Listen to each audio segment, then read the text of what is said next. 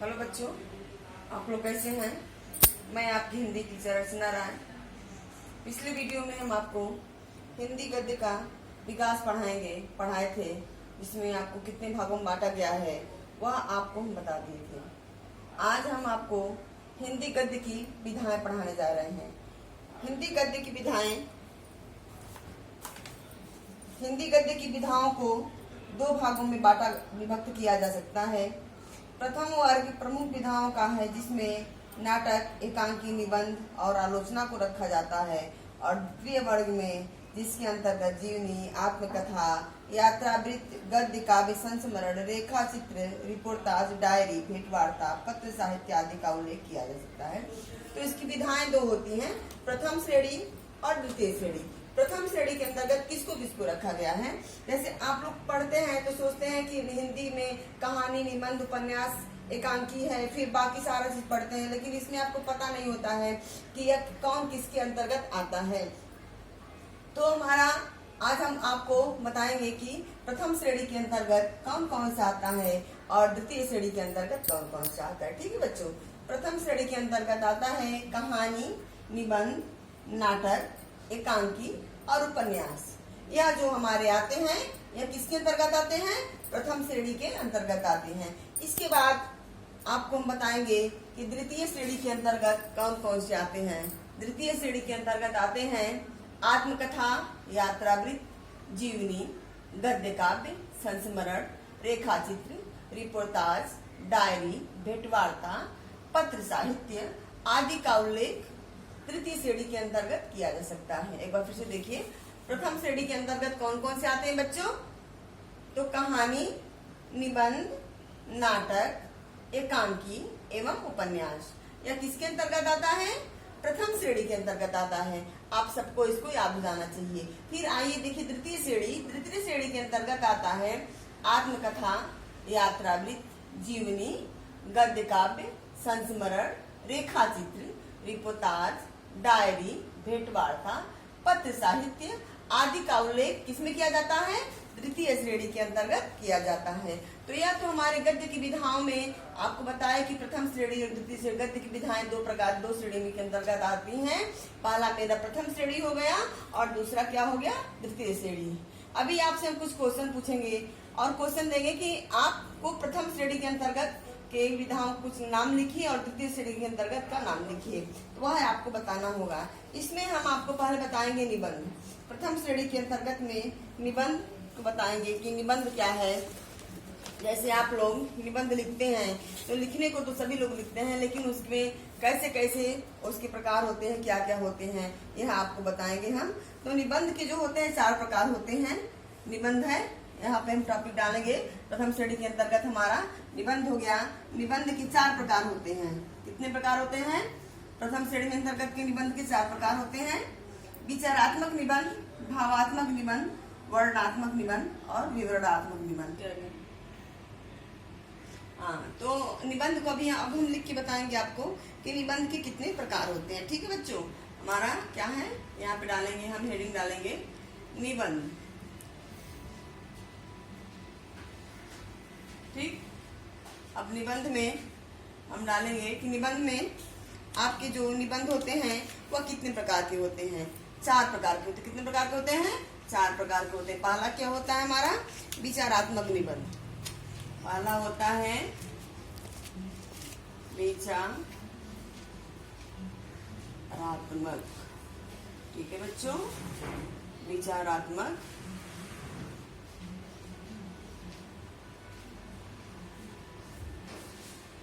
निबंध। ठीक, विचारात्मक निबंध, इसके अंतर्गत क्या क्या होता है। इस प्रकार के निबंधों में हम तर्कपूर्ण मूल्यांकन, विश्लेषण एवं छानबीन का आधिपत्य होता है, तथा विषय की मुख्यतया दार्शनिक, मनोवैज्ञानिक, शास्त्रीय, विवेचनात्मक आदि होते हैं। वह हमारे विचारात्मक निबंध के अंतर्गत आते हैं, जिसकी विवेचना की जाती है। अब हमारा दूसरा आता है निबंध। दूसरा जो आता है उसे हम क्या कहते हैं बच्चों, भावात्मक निबंध कहते हैं।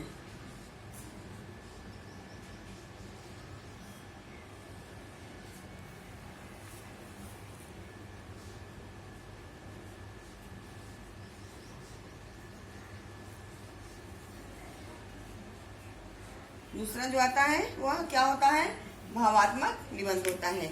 इसके अंतर्गत इन निबंधों में अनुराग तथा हृदय तत्वों की प्रधानता होती है। इसका मुख्य उद्देश्य पाठक की वृद्धि की अपेक्षा उसके हृदय को क्या करता है, प्रभावित करता है। जो पाठक की वृद्धि होती है उसके हृदय को क्या करता है, प्रभावित करता है। अब हमारा तीसरा आता है वर्णनात्मक निबंध।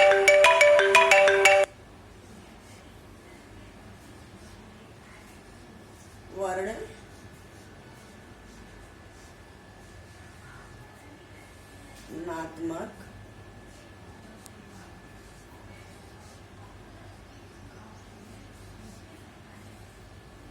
निबंध। ठीक है बच्चों, ये हमारा हो गया वर्णनात्मक। वर्णनात्मक में क्या होता है, जहां पर हम कहीं जाते हैं और जा करके देखते हैं और देखने के बाद उसका हम वर्णन करते हैं। जैसे कहीं हम घूमने गए और वहां पर देख करके उसके दृश्य की आलोचना, दृश्य का वर्णन किए, अवलोकन के आधार पर उसका वर्णन किया जाता है, उसे हम वर्णनात्मक निबंध करते हैं। जैसे ललित, सरिस तथा मधुर रूप में वर्णन होता है। इसका वर्णन किससे होता है, जो ललित भी होता है, सरस भी होता है तथा मधुर भी होता है, उसका वर्णन हम करते हैं वर्णनात्मक निबंध में। अब इसके बाद हमारा चौथा आता है विवरणात्मक निबंध। चौथा क्या आता है बच्चों,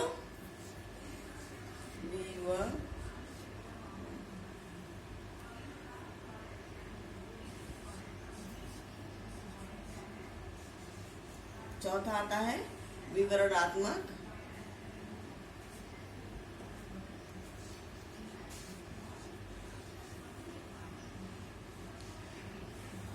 निबंध। ठीक है, विवरणात्मक निबंध में क्या होता है, इन निबंधों में आख्यानात्मकता का गुण समाहित होता है तथा विषय वस्तु के प्रत्येक पक्ष को सुसंबद्ध, तीक्ष्ण, हृदयग्राही तथा वर्गीकृत पहलू में प्रस्तुत किया जाता है, उसे हम विवरणात्मक निबंध कहते हैं।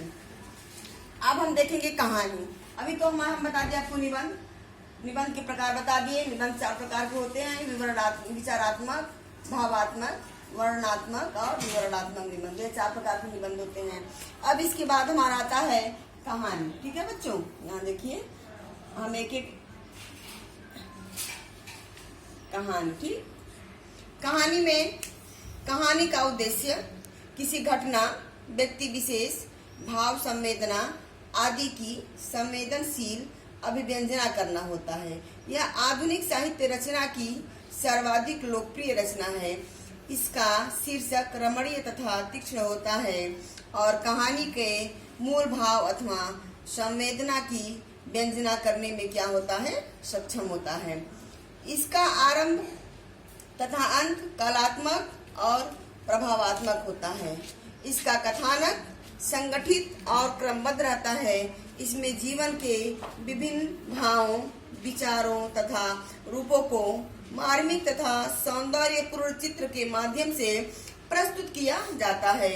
यद्यपि इसका मुख्य उद्देश्य मनोरंजन होता है, तथापि यह विशेष संवेदना, भाव एवं प्रभाव की कलायुक्त व्यंजना भी प्रकट करता है। वह क्या होता है, कहानी होता है। ठीक बच्चों, अब इसके बाद उपन्यास। अब हमारा क्या है, कहानी। कहानी के बाद हमारा आता है कहानी। अब हम उपन्यास एक एक को हम समझाते जा रहे हैं आपको। ठीक है, और आप लोग भी इसको समझेंगे और अपनी कॉपी में आप लोग इसको लिखेंगे। उपन्यास किसी विशाल विषय के पात्रों के चरित्र चित्रण, घटनाक्रमों, संवाद एवं निश्चित उद्देश्य को प्रयोजन में संग्रहित की जाने वाली गद्य रचना उपन्यास, कहानी उपन्यास कहलाता है। उपन्यास क्या है, किसी विशाल विषय के पात्रों के चरित्र चित्रण, घटनाक्रम, संवाद एवं निश्चित उद्देश्य को प्रयोजन में संग्रहित की जाने वाली गद्य रचना उपन्यास कहलाती है। उपन्यास में कहानी तो है ही, साथ में संयोग आने पर वह काव्य की भांति भावुकता और संवेदना जागृत कर पाठकों को मग्न करता है। श्रीनिवास द्वारा संयोजित परीक्षा गुरु हिंदी का प्रथम मौलिक उपन्यास है। परीक्षा गुरु जो है हिंदी का प्रथम मौलिक उपन्यास है और यह किसके द्वारा लिखा गया है? श्रीनिवास के द्वारा यह लिखा गया है। अब इसके बाद हमारा आता है कहानी, हो गया नाटक। नाटक क्या होता है? ठीक है बच्चों, यहाँ पे हम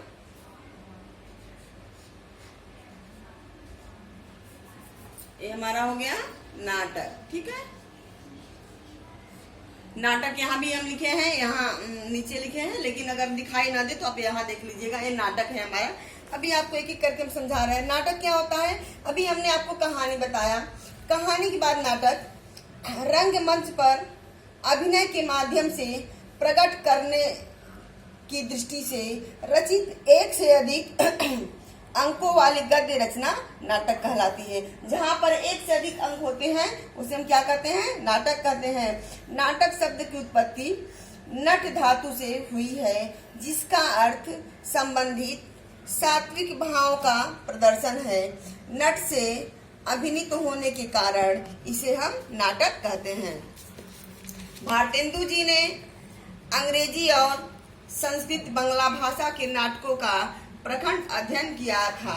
अतः उन्होंने जिन नाटकों की रचना की उनमें राजनैतिक, सामाजिक, पौराणिक और प्रेम प्रधान सभी प्रकार के नाटक थे। इस युग के अन्य नाटककारों में उदय शंकर भट्ट, सेठ गोविंद दास, माखनलाल चतुर्वेदी, पंडित गोविंद वल्लभ, हरिकृष्ण प्रेमी और राम कुमार वर्मा आदि नाटककारों में उल्लेखनीय हैं। अब इसके बाद हमारा आता है एकांकी। अभी आपको हमने बता दिया कहानी, निबंध, नाटक, उपन्यास बता दिया। अब हमारा आता है, अब हम बताएंगे आपको एकांकी। ठीक, एकांकी देखिए, एकांकी एक अंक के नाटक को कहा जाता है। एकांकी किसे कहते हैं बच्चों? तो एकांकी एक अंक के नाटक को एकांकी कहा जाता है, अर्थात एकांकी नाटक के उस रूप को कहते हैं जिसमें एक ही अंक में पूरा नाटक समाप्त हो जाता है। जिसमें एक ही अंक में क्या होता है? पूरा नाटक क्या होता है? समाप्त हो जाता है।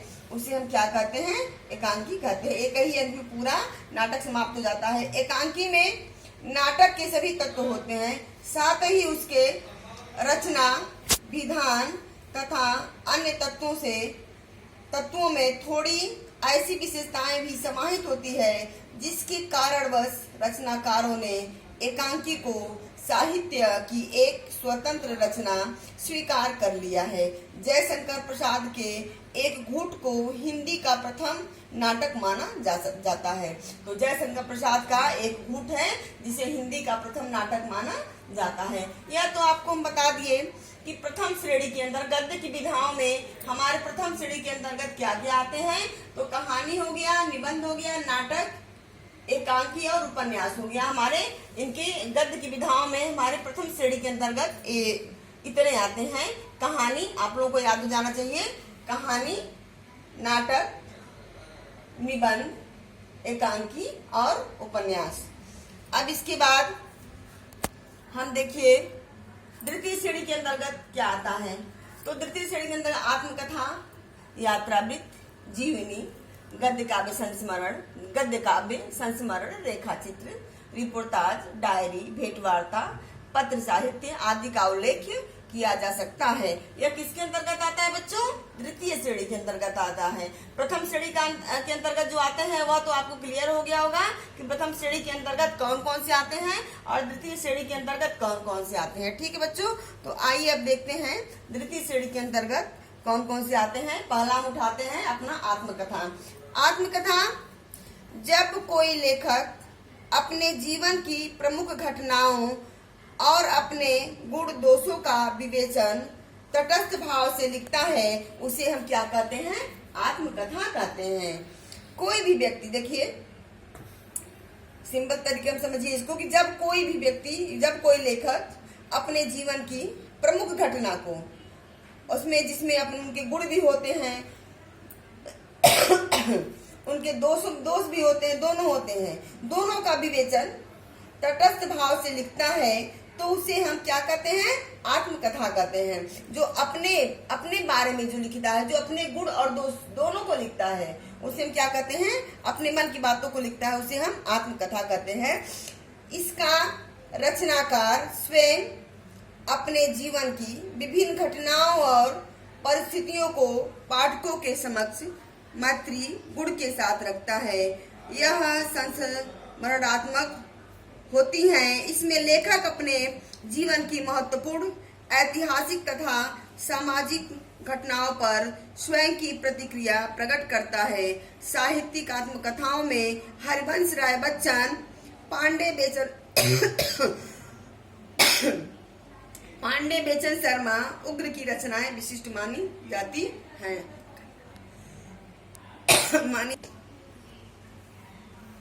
हाँ हेलो बच्चों, बाकी हम आपको आत्मकथा हम बता दिए, बाकी इसके बारे में वर्णन हम अब नेक्स्ट वीडियो में करेंगे, ठीक है। यात्रा वृत्त, जीवनी, गद्य काव्य, संस्मरण, रेखा चित्र, रिपोर्टाज, डायरी, भेंटवार्ता, पत्र साहित्य आदि का उल्लेख किया जाता है। इसको हम अब अगले वीडियो में बताएंगे। आज के लिए इतना ही। आप लोग अपनी कॉपी में इसको उतार लिख लेंगे, लिखने के बाद आप इसको याद भी कर लेंगे और इसको याद करके आप अपनी कॉपी में रखे रहेंगे, फिर हम देखेंगे आपका, ठीक है। तो प्रथम श्रेणी आप डिवाइड कर देंगे, प्रथम श्रेणी क्या है, द्वितीय श्रेणी क्या है, प्रथम श्रेणी के अंतर्गत कौन कौन से आते हैं। तो हमने जितना आपको बता दिया है, जितना समझा दिया है, सबके बारे में आप यहाँ तक लिखेंगे, ठीक है। और द्वितीय श्रेणी में आप आत्मकथा तक लिखिएगा, ठीक बच्चों। आज के लिए इतना ही, धन्यवाद।